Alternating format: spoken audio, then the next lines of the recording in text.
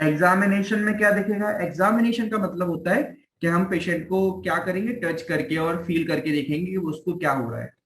तो पेशेंट कैसे लिए होगा? हमने कहा था पेशेंट का हैंड कैसे होगा, अबडक्टेड पोजीशन में होगा। ठीक है। नॉर्मली आपको क्या दिखेगा? नॉर्मल एकदम शोल्डर का जो आप राउट काउंटर का मतलब क्या होता है? पेशेंट का round counter of the shoulder joint is lost and it becomes flattened. यहां पर फील करके देखो, आपको ये राउंड दिख रहा है, इतना राउंड क्यों दिख रहा है? क्योंकि जो हेड ऑफ ह्यूमरस है वो राउंड है। जब वो अपनी जगह से डिसलोकेट हो जाएगा तो आपको एकदम ये फ्लैट दिखेगा। क्यों? क्योंकि ये जो हेड ऑफ ह्यूमरस है वो अपनी जगह से नीचे खिसक गया। तो कैसे दिखेगा? वो राउंड शेप का दिखेगा क्या? नहीं। जब आप यहाँ पर इसके हाथ रख के फील करोगे ना, क्योंकि हम ये सब एंटीरियरली के लिए पढ़ रहे हैं मोस्ट कॉमन। जब आप यहाँ हाथ रखोगे ना तो आपको ये जो अभी देखो, अभी ऐसे रखो तो आपको एक राउंड दिखेगा। इस तरीके से हाथ लेके जाओगे तो एक राउंड कर्व दिखेगा। वहां रखोगे तो आपको फ्लैट मिलेगा। क्यों? क्योंकि हेड ऑफ ह्यूमरस अपनी जगह पे है नहीं है। ठीक है ना? आगे पीछे या नीचे कहीं भी चला गया है। ठीक है। अब जो वो डिपेंड कर रहा है कि एंटीरियर डिसलोकेशन पोस्टीरियर इंफीरियर, तो आप जिस जगह पे हाथ रखोगे तो आपको एक फ्लैटनेस फील होगी।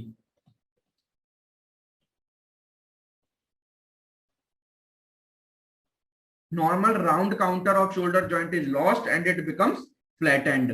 फुलनेस मिलेगी। अच्छा, फुलनेस का मतलब क्या है सर? कि अगर वो शोल्डर जॉइंट किधर गया है, जिधर जिधर वो गया, अगर वो इंफीरियर गया है तो नीचे की तरफ आपको एक फील होगा कि अरे कुछ यहाँ पर फुलनेस। फुलनेस का मतलब कुछ नहीं है, शोल्डर हेड जिधर चला गया उधर आपको फील होगा। अगर आगे की तरफ आ गया, आगे की तरफ हमने 5 अलग अलग पॉइंट पढ़े थे, कहीं से भी सब ग्लिनॉइड, प्री ग्लिनॉइड या सब कॉरेकॉइड या फिर आपके है ना इंट्राथोरेसिक या सब स्कैपुलर, इससे कहीं से भी जहां से वो निकल रहा है वहां पर आप जब टच करके देखोगे तो आपको फील होगा बिल्कुल, हाँ कि सर यहाँ पर कुछ है। Fullness feel. फुलनेस मतलब क्या? वो फुलनेस का मतलब क्या है कि वहां पर हेड ऑफ ह्यूमरस आपको टच करोगे तो फील होगा। अलग ही दिखेगा। अभी अभी आपको फील क्या? अभी तो आपको ऊपर ही दिख रहा है। जब यहाँ नीचे यहाँ टच करोगे तो आपको लगेगा कि अच्छा यहाँ पर हमको शोल्डर जो हेड ऑफ ह्यूमरस है वो फील हो रहा है। तो एक फुलनेस फील होगी। Fullness below the clavicle due to displaced head can be done by rotating the arm। आपके हाथों को घुमा के हल्का सा करके देखते हैं और आपको फील हो जाता है। अच्छा, और ये सब below the clavicle कब फील होगा? जब अगर वो पर्टिकुलर हुआ हो सब क्लेविक्यूलर, और अगर सब ग्लिनोइड हुआ तो ग्लिनोइड के नीचे फील होगा। इंट्राथोरेसिक हुआ तो इंट्राथोरेस पे मिलेगा, सब कॉर्कोइड के नीचे मिलेगा। वो डिपेंड करेगा किधर से निकला है। ठीक है। कुछ टेस्ट कराए जाते हैं, ये टेस्ट आपको याद रखने हैं। ये मोस्ट कॉमन है, सब सारे के सारे के लिए, सबके लिए हम टेस्ट पढ़ते हैं। देखो, फिजियोथेरेपी हो या कोई भी फील्ड हो, बिना टेस्ट के कुछ नहीं है। आप हर बार हर चीज के लिए एक्सरे और एमआरआई नहीं करा सकते। ठीक है ना? सीधा ये नहीं होता है किसी भी पेशेंट आए जाओ एक्सरे करा के आ जाओ। पहले आपको टेस्ट पढ़ने होते हैं, आपको टेस्ट लगाने पड़ते हैं, आपको फिर आप रूल आउट करते हो। अच्छा ये टेस्ट, अच्छा ये टेस्ट पॉजिटिव आ रहा है, मुझे लग रहा है ये हो सकता है, फिर आप उसको कंफर्म करते हो एक्सरे से।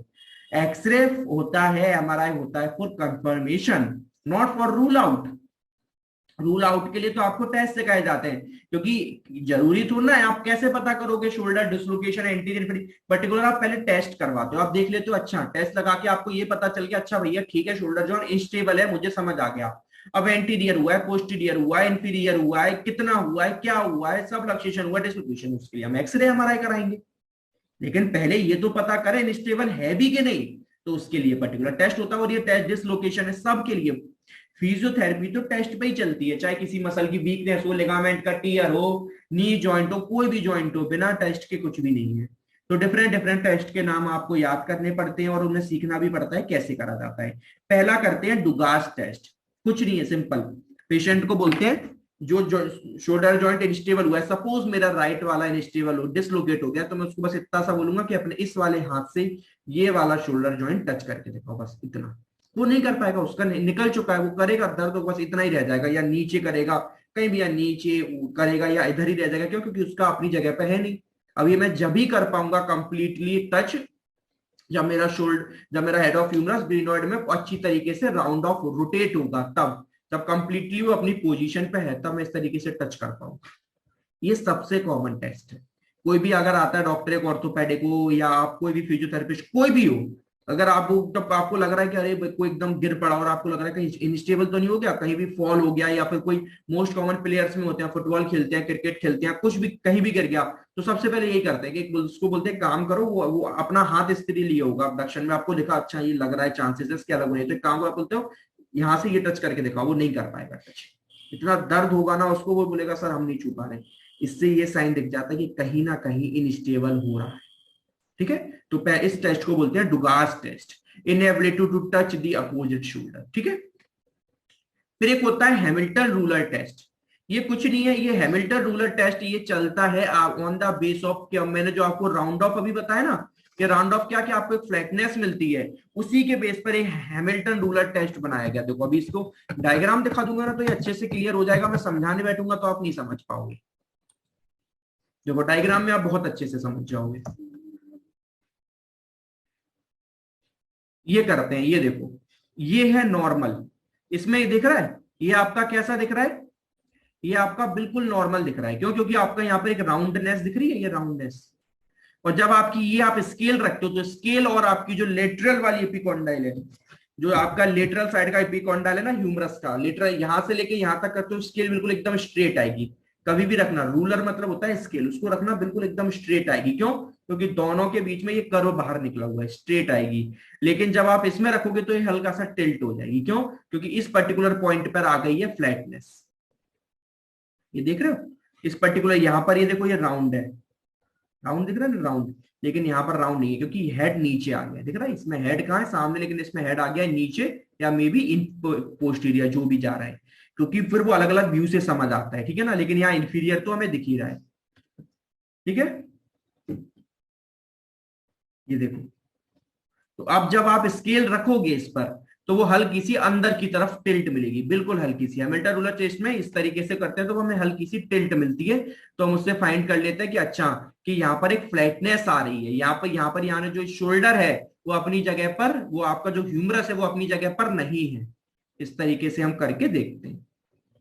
ठीक है ना, आपको यहाँ पर एक गैप क्रिएट, यहाँ पर एक जो राउंड दिख रहा है, देखो इस जगह पर राउंड नहीं है, इस जगह पर आपको राउंडनेस दिख रही है, मगर इस जगह पे आपको राउंडनेस नहीं दिख रही है। तो उस रूलर से हम पता कर लेते हैं, अच्छा ये फ्लैट दिख रहा है। इसको बोलते हैं कौन सा, हैमिल्टन रूलर टेस्ट। ठीक है, अब मैं इसको एक बार पढ़ता हूं ना, आपको बहुत अच्छे से क्लियर हो जाएगा। Because of the flattening of the shoulder is it possible to place a ruler on the lateral side of the arm. आपके आर्म पर लेटरल साइड पर रखते हैं, वो क्या करता है, दिस टच द एक्रोमियन, ऊपर की तरफ वो एक्रोमियन प्रोसेस को टच करता है, and lateral condyle of the humerus simultaneously. ठीक है, बस, और एकदम एक साथ वो अगर पूरा टच आपको बस ऐसी स्केल रख के हम चेक कर लेते हैं। ठीक है, आपको ये मेन कुछ नहीं होता है, ये पर्टिकुलर नाम याद रखना पड़ता है। पर्टिकुलर हैमिल्टन रूलर से आप इतना अच्छे से आइडेंटिफाई नहीं कर पाओगे। आप खुद दिमाग लगा के देखो, रख रहे हैं स्केल, पर्टिकुलर हम इतना नहीं समझ पाएंगे कि वहां पर इतनी फ्लैटनेस मिल रही है कि नहीं मिल रही है, और पर्टिकुलर एक बहुत ही एकदम नियर टू सिमिलर एकदम गैप के पीरियड आपको दिखता है। रूलर रखने की तो जरूरत भी नहीं, आप खुद दिमाग लगा के देखो। अगर मैं हाथ ही रख लूंगा सिंपल, अगर मैं अपना हैंड से ही फील कर लूंगा अच्छा फ्लैट एंड हो रहा है कि नहीं, रूलर रखने की कोई पर्टिकुलर इतनी ज्यादा मुझे जरूरत भी नहीं है, लेकिन हमें एग्जाम में लिख के आना होता है। तो हैमिल्टन रूलर टेस्ट हम on the base of examiner समझ लिए हैं, हम लिख के इसको आ जाएंगे। ठीक है, बाकी प्रैक्टिकल व्यू से हैमिल्टन रूलर टेस्ट का आप खुद दिमाग लगाओ, सबसे ज्यादा जो असर पड़ता है वो सबसे ज्यादा होता है आपका इंपॉर्टेंट होता है डुगास टेस्ट। सिंपल टेस्ट है डुगास टेस्ट, एक हाथ से अपोजिट हैंड को छू लो। ठीक है, एक होता है डुगास टेस्ट, जो आपको डुगास टेस्ट का डायग्राम भी दिखा दूं, बाकी मैंने आपको बता ही दिया है डुगास टेस्ट।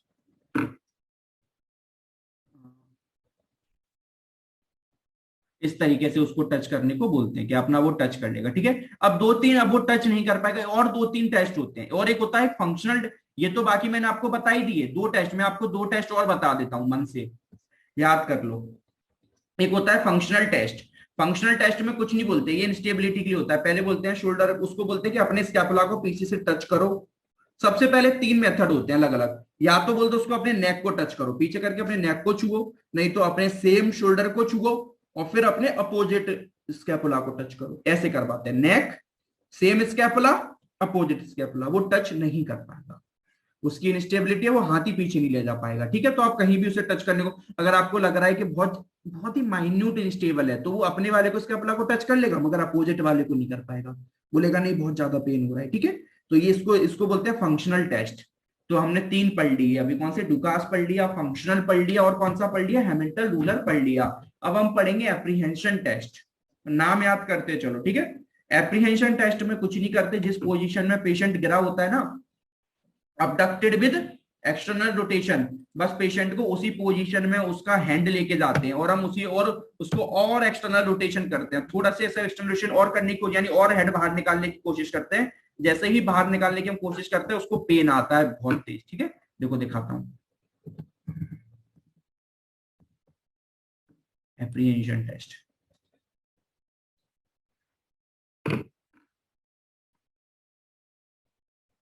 ये दिख रहा है, बस इसी पोजीशन में, इस पोजीशन में तो पेशेंट गिरा था, हम उसी पोजीशन में उसको और एक्सटर्नल और अंदर एक्सटर्नल रोटेशन करने की कोशिश करते हैं तो उसको बहुत पेन आता है। बस ये से बोलते हैं एप्रीहेंशन टेस्ट। जिस पोजीशन में गिरा है उसी पोजीशन में उसको करके और करते हैं तो उसे एप्रीहेंशन टेस्ट आता है। एक सर्कस साइन और होता है, ये मैं याद इसलिए 5-6 याद करा दे रहा हूं कि 1-2 तो याद आपको रह जाए। ठीक है ना, एक सर्कस साइन और होता है, वो और देख लो। ये सर्कस साइन होता है इंफीरियर इंस्टेबिलिटी के लिए, कुछ नहीं होता, बस आप ऊपर से जब टच करते हो ना तो आपको गैप फील होगा, गैप फील होता है यहाँ पर, क्योंकि जब शोल्डर ये सर्कस इस जगह पर, क्योंकि हेड नीचे चला गया तो यहाँ पर गैप फील होता है, इसे बोलते हैं सर्कस साइन टेस्ट। ठीक है, ये किसके लिए होता है, शोल्डर इंस्टे, ये देखो दिख रहा है, ऐसा साइन सा बनेगा क्योंकि जो हेड है वो नीचे चला गया तो यहाँ गैप दिखेगा, इसको सर्कस साइन बोलते हैं। ये पर्टिकुलर होता है इंफीरियर इंस्टेबिलिटी या इंफीरियर डिसलोकेशन के लिए। ठीक है, तो अभी हमने 5 पर्टिकुलर टेस्ट पढ़े, फंक्शनल, एप्रीहेंशन, सर्कस, डुगास और हैमिल्टन रूलर टेस्ट। ठीक है, इन्हें याद रखना है। अब हम पढ़ने वाले हैं कि क्या और पर्टिकुलर क्या कराओगे, और एक्सरे कराओगे। The diagnosis confirmed by AP view और एक्सरे का एक्सरे व्यू करा लेते हैं, उसमें हमें समझ आ जाता है कि उसका डिसलोकेशन हुआ है कि नहीं। तो मैंने आपको एक्सरे दिखाई भी थे, ये देखो पर्टिकुलर इस तरीके से एक्सरे में हमें समझ आ जाएगा पर्टिकुलर हुआ है कि नहीं। तो एक्सरे वगैरह करा के देख लेते हैं और समटाइम एक्सिलरी व्यू भी ले लेते हैं, एक्सिलरी व्यू नीचे से लेते हैं। ठीक है, एक्सिला से। ट्रीटमेंट कैसे करोगे, ट्रीटमेंट कुछ नहीं, सबसे पहले पेशेंट को जनरल एनेस्थीसिया देकर हम क्या करते हैं, उसको उसकी पोजीशन पे लेके आ जाते हैं। शोल्डर देखो ये जनरली विदाउट कोई ऑपरेशन हो जाता है, कोई ऑपरेशन नहीं करना पड़ता, कुछ नहीं करना पड़ता, बस एक एनेस्थीसिया दो और उसका जो जिस जगह से डिसलोकेट हो गया है उसको, शोल्डर का जो हेड ऑफ ह्यूमरस है उसे अपनी वापस ग्लिनोइड में लेके आ जाते हैं। जैसे वो अपने ग्लिनोइड में वापस आया और फिर उसको शोल्डर जॉइंट को 3 वीक के लिए इमोबलाइज कर देते हैं। कैसे, वो आर्म बैंडेज देखा है ना, आर्म बैंड गले में पट्टा डाल के रखते हैं शोल्डर जॉइंट, किसी का आपने देखा हो तो इस तरीके से आर्म बैंडेज लटका के और उसको बोल देते हैं 3 हफ्ते तक इसको पहन के रखो।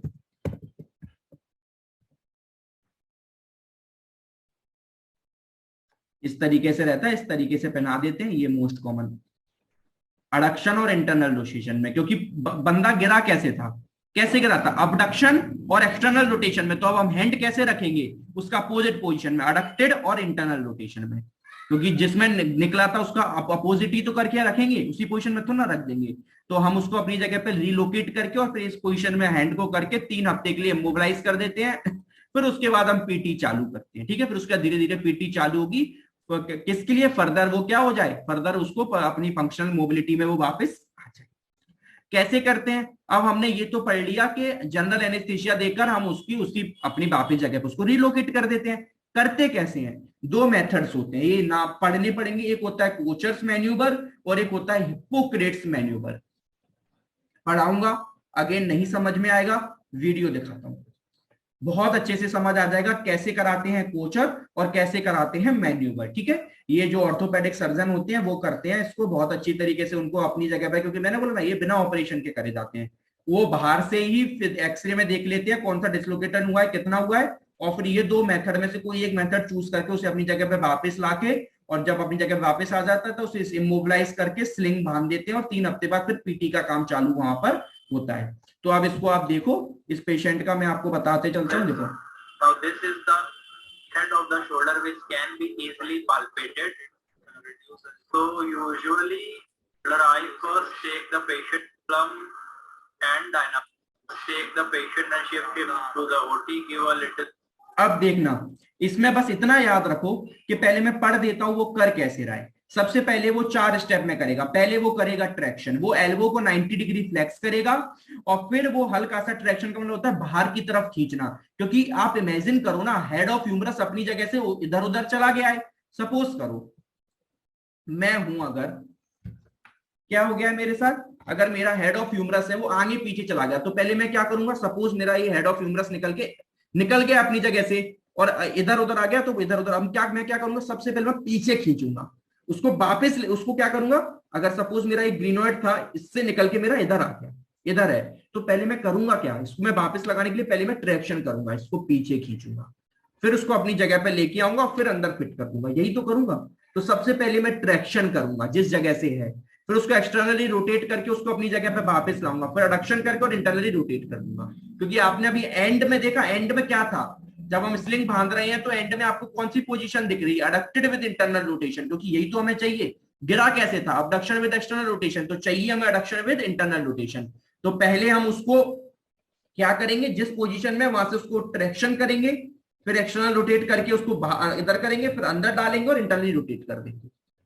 सिंपल। अब इसको जरा वीडियो में देखो, तब अच्छे से समझ आएगा, मेरे मैं बताऊंगा उतना क्लियर आपको नहीं होने वाला। Metasolam and Dynapar and keep a sheet around the arm for giving counter traction. Once or twice. अब ये काउंटर ट्रैक्शन देने वाला है। सबसे पहले देखो मैंने लाइन पढ़ाई थी, ट्रैक्शन देगा with elbow flexed and 90 degree. अब इसमें देखो आप पर्टिकुलर ऐसा कुछ नहीं होता, 90 डिग्री मतलब 90 होता है, लेकिन उसने पहले फ्लेक्स कराना नियर अबाउट 90 पे। अब इसको क्या देगा, ट्रैक्शन, यानी बाहर की तरफ खींचेगा, पहले बाहर की तरफ ट्रैक्शन देगा, फिर एक्सटर्नल रोटेशन, फिर अडक्शन और फिर इंटरनल, क्योंकि यही तो फिजियोलॉजी कह रही है, क्योंकि हमें हाथ को फाइनली अडक्टेड और इंटरनली तो करना है, क्योंकि वो अब नॉर्मली अबडक्टेड और एक्सटर्नल हो गया, तो उसे अडक्टेड करके और इंटरनल डालना है। Succeeded, but this method I have found it very much reliable. So now a traction is given with the elbow flex.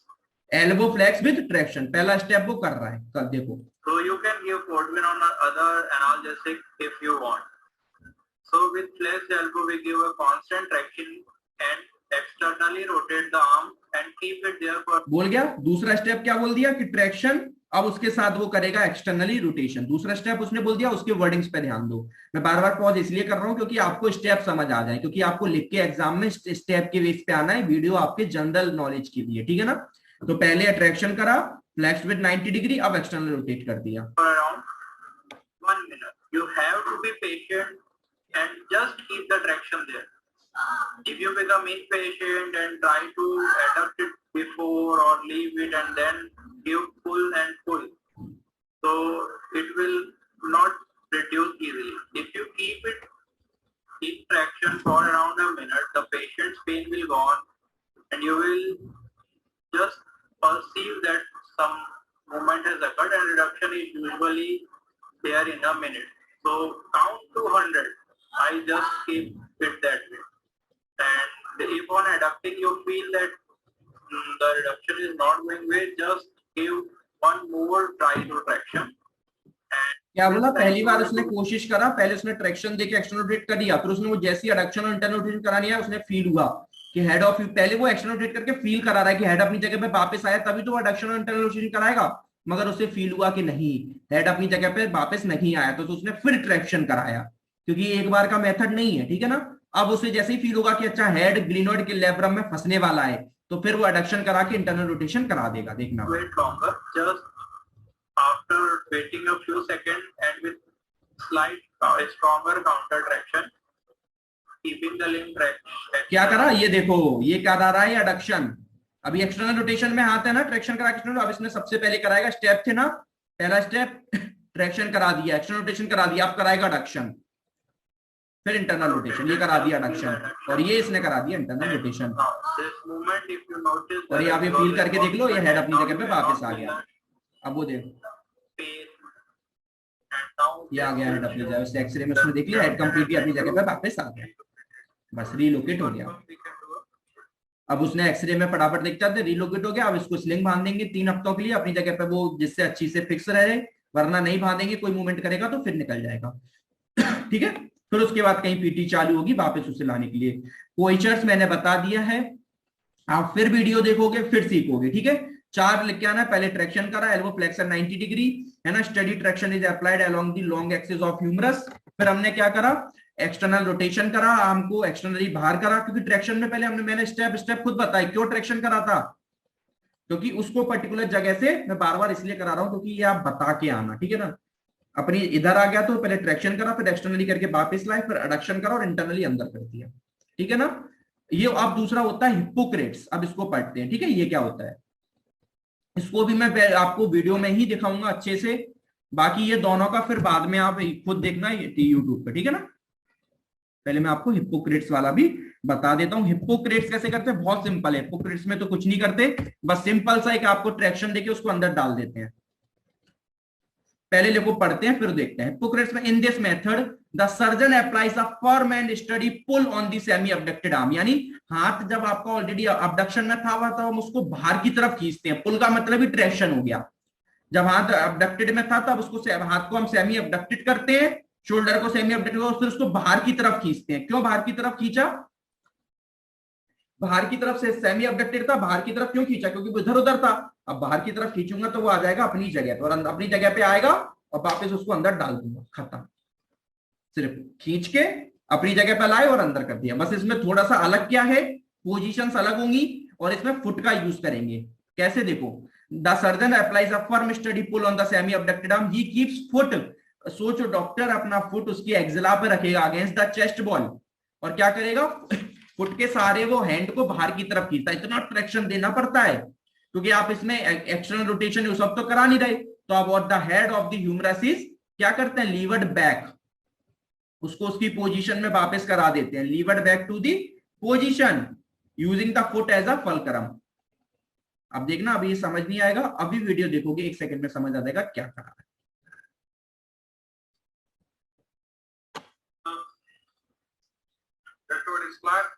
Semi abducted position में रखा है, दिख रहा है ना, सेमी अबडक्टेड पोजीशन में इसको पहले हमने रख रखा है। अब यहां से देखना वो सेमी अबडक्टेड के पास कैसे उसको ट्रैक्शन देगा।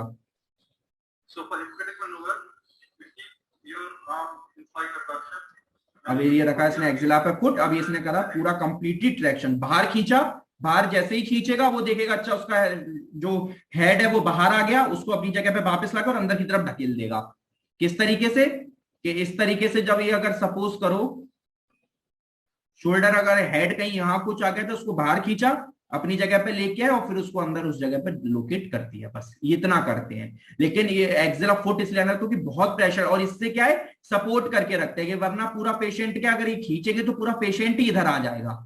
तो इससे उसने सपोर्ट करके रख दिया फुट से कि बाकी सब पोजीशन पे रहे, बस ये केवल हेड ऑफ ह्यूमरस ही बाहर आए और वो उसको अंदर लोकेट कर दें। ठीक है, अब बस इसको लास्ट देख लो।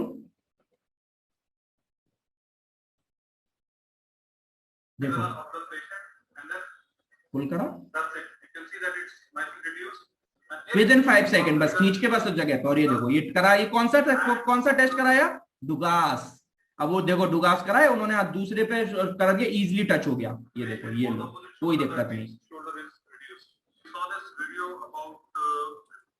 क्लियर, बाद में अपना और 1-2 बार वीडियोस देख के अपने अच्छे से आप इनको क्लियर कर लेना। ठीक है, फिर कोई डाउट आए तो मुझे इजीली आप जानते हो फिर मुझसे पूछना डाउट। ठीक है, कॉम्प्लिकेशन क्या हो सकती है, कॉम्प्लिकेशन मतलब अगर शोल्डर डिसलोकेट हो गया तो क्या क्या कॉम्प्लिकेशन हो सकते हैं। सर बहुत सिंपल है, वहां पर आसपास कोई जो स्ट्रक्चर जा रहे हैं वो टूट सकते हैं, वहां के लिगामेंट्स, मसल, और पर्टिकुलर वहां पर अगर जो कोई आर्टरी वेन जा रही है तो वो भी रप्चर हो सकती है। सर और क्या हो सकता है, वहां पर नर्व जा रही है वो टूट सकती है। मोस्ट कॉमन को क्या क्या कौन सी नर्व जाती है, सर एक्सिलरी नर्व जाती है। अगर वो डैमेज हो गई तो वो पर्टिकुलर डेल्टोइड को सप्लाई करती है, और अगर आप फिर वो एक्सिलरी नर्व डेल्टोइड को सप्लाई नहीं कर पाएगी तो डेल्टोइड मसल का पैरालिसिस हो जाएगा, बस सिंपल।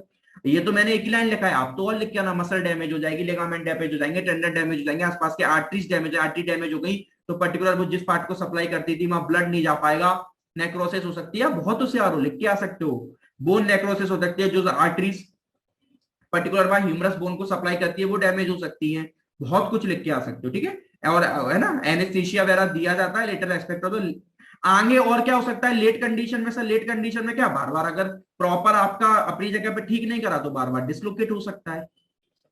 बार बार शोल्डर जॉइंट आपने एक बार ठीक करा फिर डिसलोकेट हो गया, क्यों हो गया, उसके बहुत सारे रीजन हो सकते हैं। पहला रीजन यही हो सकता है कि सपोज किसी को मार्फन सिंड्रोम हो, तो मार्फन सिंड्रोम क्या होता है, अपन हम पढ़ के ना पैथोलॉजी, ये भी एक पैथोलॉजी होती है मार्फन सिंड्रोम। मार्फन सिंड्रोम कुछ नहीं होता है, ये बच्चों में बहुत कॉमन मिलता है, जेनेटिक डिसऑर्डर होता है। It is a genetic disorder जो क्या करता है, which limit the ability of body to make protein. हमारे बॉडी की जो हमारे बॉडी में प्रोटीन बनती है वो प्रोटीन को बनने नहीं देता, उस प्रोटीन की एबिलिटी कम, उस प्रोटीन को बनने नहीं देता। वो प्रोटीन मालूम क्या करती है, वो प्रोटीन हमारे बॉडी में जितने भी कनेक्टिव टिश्यूज होते हैं उनको बनाती है। मैंने क्या बोला, एक प्रोटीन है जो हमारे बॉडी को कनेक्ट, जो हमारे बॉडी के कनेक्टिव टिश्यू को बनाती है। अब जिनको मार्फन सिंड्रोम हो जाता है, ये एक जेनेटिक डिसऑर्डर है, हमारे बॉडी का एक जीन बिगड़ जाता है, वो जीन इस प्रोटीन को नहीं बनने देता, और जब ये प्रोटीन नहीं बनेगी तो हमारे बॉडी के कनेक्टिव टिश्यूज नहीं बनेंगे, और कनेक्टिव टिश्यू का नाम ये कनेक्ट करके रखना। तो अब सर ये तो फिर सारे सारे बॉडी के जॉइंट खराब कर देगी, बिल्कुल। अभी शोल्डर पड़ रहा है तो शोल्डर में लिख दिया है, बाकी जिसको मार्फन सिंड्रोम होता है उसको, और ऐसा नहीं कनेक्टिव टिश्यू सिर्फ ज्वाइंट में होते हैं, सब जगह होते हैं, तो सर बिल्कुल उसके बॉडी के सारे जगह के कनेक्टिव टिश्यू गड़बड़ होंगे, ठीक है। तो ऐसे लोग जिनको मार्फन सिंड्रोम है उनके तो ऑलरेडी कनेक्टिव टिश्यू खराब है, अब बार बार उन्हें लोकेट करोगे, बार बार डिसलोकेट होंगे, बार बार लोकेट करोगे, बार बार डिसलोकेट, क्या कर सकते हैं उस केस में? फिर कंप्लीटली ऑपरेशन करके वहीं पर उसको इमोबिलाइज करके और फिक्स कर देते हैं, क्या कर सकते हैं? फिर वहां से आपकी मोबिलिटी तो खत्म ही हो जाएगी अगर उसको इमोबिलाइज कर देंगे, तो और क्या कर सकते हैं? अगर बचाना है तो मोबिलिटी को लूज करके परमानेंट फिक्स करना पड़ता है, और कोई हमारे पास इलाज ही नहीं है। या फिर और सर दूसरा रीजन क्या हो सकता है, क्यों बार बार फिर डिसलोकेट हो गया? सर हमने फर्स्ट डिसलोकेशन के बाद प्रॉपर टाइम ही नहीं दिया। क्या नहीं दिया? हम पढ़ के आए थे कि स्लिंग लगा देते हैं, इमोबिलाइज कर देते हैं 3 हफ्तों के लिए। हम होशियार थे, नहीं करा हमने, हमने 3 हफ्ते करा ही नहीं, हमने 1 हफ्ते बाद ही एक्सरसाइज शुरू कर दी, हाथ पैर मूवमेंट चालू करना कर दिया, स्लिंग नहीं बांधी तो फिर डिसलोकेट हो जाएगा। सर 2 रीजन हो गए। और क्या हो सकता है? जो रिडक्शन यूज करा था ना मैन्यूवर वगैरह लगा के, वो प्रॉपर अपनी जगह पे फिक्स ही नहीं हो पाया, तो हो सकता है कि प्रॉपर आपने अपनी जगह पे फिक्स ही नहीं करा था, थोड़ा बहुत भी उसने मूवमेंट करा, डिसलोकेट हो गया। सर और क्या हो सकता है? एपिलेप्टिक पेशेंट तो जनरल पॉइंट है, मतलब ऐसे लोग जो बार बार गिरते रहते हैं। आप एपिलेप्टिक की जगह लिखिए आप साइकोलॉजिकल पेशेंट, जिनको कोई साइकोलॉजिकल या ऐसी कोई प्रॉब्लम है जो बार बार उनको गिरा, जैसे एपिलिप्सी में क्या है, किसी को एपिलिप्सी आ गई, अटैक आ गया, तो वो कहीं भी गिर सकता है। मैंने आपको पूरा न्यूरो सर्जरी पे पढ़ा, वो पूरा का पूरा लेक्चर रखा हुआ है न्यूरो सर्जरी का, डला हुआ है एपिलिप्सी पे। अब वो लोग गिर जाते हैं, कहीं भी गिर गए तो फिर उनका हो सकता है। ट्रीटमेंट ऐसे लोगों का क्या करते हैं? फिर ऐसे लोगों को ट्रीटमेंट, जिनका अगर ऐसी जगह बार बार डिसलोकेट हो गए, तो सबसे पहले करते हैं पुट्टी प्लेट ऑपरेशन। ये याद रखो, पुट्टी प्लेट, PUTTIPLATT, ठीक है। क्या होता है पुट्टी प्लेट ऑपरेशन? देखो इसको मैं आपको, मैंने बोला ना ये चैप्टर विजुअलाइजेशन का ज्यादा है, इसलिए मैं बार बार आपको हर चीज विजुअलाइज करवा रहा हूं।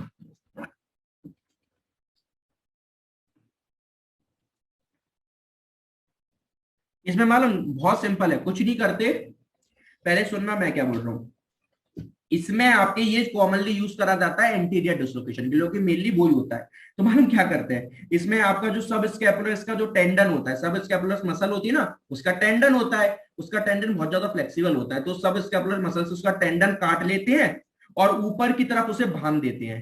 कभी कोई इलाज सुना है जब परमानेंट फिक्स करना होता है तो हम क्या करते हैं, अगर हमें कोई चीज बार बार अपनी जगह से निकल रही है तो हम क्या लेते हैं, एक रोप लेते हैं और उस रोप से उसको बांध देते हैं टाइट करके। लो, अब जब रोप बांधी तो क्या मोबिलिटी उस जगह पे पर्टिकुलर उतनी मिलेगी जितनी पहले मिलनी चाहिए? नहीं सर। तो फिर तो हम इसलिए बांध देते हैं क्योंकि बार बार डिसलोकेट हो रहा है। तो एक तरीके से हम क्या, सब स्कैपुलस का टेंडन निकाल लेते हैं, वो एज रोप वर्क करता है और उसे बांध देते हैं, ऐसा ऊपर करके टाइट करके बांध देते हैं कि वो वापस बाहर फिर ना निकले।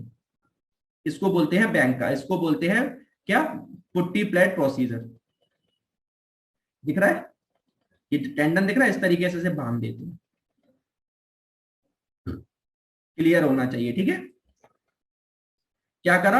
डबल ब्रिस्टिंग ऑफ दी सब स्कैपुलर टेंडन। डबल ब्रिस्टिंग मतलब 2 बार, 2 इधर उधर करके टाइट करके इस तरीके से बांध देते हैं। डबल ब्रिस्टिंग, इधर उधर से 2 टाइट करके डबल राउंड लगा के उसके बांध देते हैं। और tendon is performed in order to prevent external rotation and abduction. किसके लिए? For performed in order to prevent, किसी को एक्सटर्नल रोटेशन और अबडक्शन। इसका मतलब ही क्या है सर? सर एक्सटर्नल रोटेशन और अबडक्शन कब हो रहा था? एंटीरियर डिसलोकेशन में। यानी किसी को अगर, अब इतनी लाइन लिखने की जरूरत है, आप तो ये लिख के आओ ना कि अगर किसी को एंटीरियर डिसलोकेशन है तो पुट्टी प्लेट ऑपरेशन करते हैं। In order to prevent external rotation abduction का मतलब ही एंटीरियर रोटेशन था, ऐसे तो होता था, ठीक है। तो सब स्कैपुलस का टेंडन लेते हैं। सर क्यों लेते हैं? क्योंकि वो बहुत ज्यादा फ्लेक्सिबल होता है। तो लिख के आना, सब इसका टेंडन, उसको उससे क्या कर देते हैं, बांध देते हैं, जिससे पर्टिकुलर ना हो। दूसरा बैंकार्ड, क्या? क्योंकि बैंकार्ड किसी को लीजन हो रहा था ना, ग्लेनोड, उसमें जो ग्लेनोड लेब्रम हो रही थी, उसमें क्या हो रहा था, वो अटैच होकर बार बार बाहर निकल रही थी, तो उसमें हम उसको फिर दोबारा रीअटैच कर देते हैं। जो लेब्रम बाहर निकल गई थी ना, उसको वापस जाके उसको सिल देते हैं, स्विंग कर देते हैं। तो glenoid labrum and capsule are reattached to front of the glenoid rim, उसे अपनी वापस जगह पे लाके उसको फिक्स कर देते हैं। अगर किसी को बैंकार्ड ऑपरेशन हो रखा हो, ये ऑपरेशन जब कर रहे हैं जब बहुत ज्यादा एक्सट्रीम केस है, किसी को कोई लीजन है, वरना ऑपरेशन हम नहीं कर रहे थे। हमने तो क्या करा था, मैन्यूवर लगा के और स्लिंग बांध के कर दी थी। ऑपरेशन तो जब करने पड़े ना, जब किसी के बार बार हो रहा है, पुट्टी प्लेट कब करी हमने, जब कहीं ना किसी का बार बार बाहर निकल रहा है तो क्या करा भैया, परमानेंट बांध दो, खत्म काम, हम निकलेगा ही नहीं। बैंकार्ड कब करें, जब किसी को बैंकार्ड लीजन था, नॉर्मली किसी को हमें करने की जरूरत ही नहीं, अगर किसी का ट्रॉमा से हुआ है तो पैथोलॉजी है, तो फिर अगर किसी को पैथोलॉजी से हो रहा है तो पैथोलॉजी ठीक करनी पड़ेगी, ट्रॉमा से हो रहा है तो फिर तो हम जनरल कर ही देंगे। पैथोलॉजी वाले में अगर आप नॉर्मली कर दोगे तो पैथोलॉजी तो उससे खत्म हुई नहीं, तो बार बार डिसलोकेट होगा तो आपकी मेहनत बर्बाद, तो आप फिर क्या करोगे। तो ऐसे बैंकार्ड, ऐसी ब्रिस्टो ऑपरेशन होता है, ब्रिस्टो में भी कुछ नहीं, आसपास के जो लिगामेंट होते हैं उन्हें टाइट करके बांध देते हैं, तो वो भी ब्रिस्टो उसी टाइप का होता है। बैंकार्ड में बैंकार्ड लीजन कर देते हैं, और बैंकार्ड के एक एडवांस्ड फॉर्म होता है that we called as arthroscopic बैंकार्ड लीजन। एथ्रोस्कोपिक का मतलब वो छोटे छोटे, वो आप क्या करते हैं, छोटे छोटे की होल। बैंकार्ड ऑपरेशन मतलब वो पूरा पूरा खोल के, सर्जरी खोल के, और एथ्रोस्कोपिक छोटे छोटे से छेद करके उससे वायर डाल के और फिर उसको कर देता है। एर्थोस्कोपिक ऑपरेशन मैंने आपको पढ़ाया है, जब मैंने ऑपरेशंस बताए हैं बहुत सारे, तो वहां पर छोटे से वायर, एक छोटे छोटे से होल करके उनसे वायर डाल देते हैं और उससे वो ठीक कर देते हैं, उनसे वो सिल देते हैं, रिपेयर कर देते हैं। सीधा बैंकार्ड्स का ही एडवांस फॉर्म है एर्थोस्कोपी। ठीक है, आफ्टर 3 वीक फिर इसकी पीटी चलेगी। ठीक है, ये था हमारा complete, that's all about complete for shoulder dislocation.